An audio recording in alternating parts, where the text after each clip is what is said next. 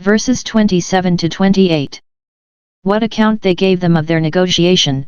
v. 27. They gathered the church together. It is probable that there were more Christians at Antioch than ordinarily met, or could meet, in one place, but on this occasion they called together the leading men of them, as the heads of the tribes are often called the congregation of Israel, so the ministers and principal members of the church at Antioch are called the church. Or perhaps as many of the people as the place would hold came together on this occasion. Or some met at one time, or in one place, and others at another.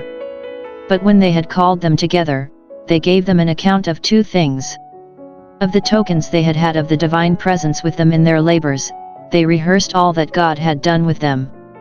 They did not tell what they had done, this would have savored of vainglory, but what God had done with them and by them. Note, the praise of all the little good we do at any time must be ascribed to God, for it is He that not only worketh in us both to will and to do, but then worketh with us to make what we do successful. God's grace can do anything without ministers preaching, but ministers preaching, even Paul's, can do nothing without God's grace, and the operations of that grace must be acknowledged in the efficacy of the word. Of the fruit of their labors among the heathen. They told how God had opened the door of faith unto the Gentiles, had not only ordered them to be invited to the gospel feast, but had inclined the hearts of many of them to accept the invitation.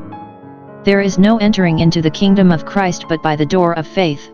We must firmly believe in Christ, or we have no part in Him.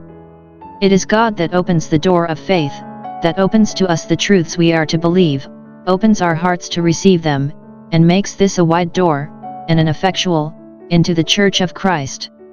We have reason to be thankful that God has opened the door of faith to the Gentiles, has both sent them His gospel, which is made known to all nations for the obedience of faith, Rom 16:26, and has also given them hearts to entertain the gospel. Thus the gospel was spread, and it shone more and more, and none was able to shut this door which God had opened, not all the powers of hell and earth.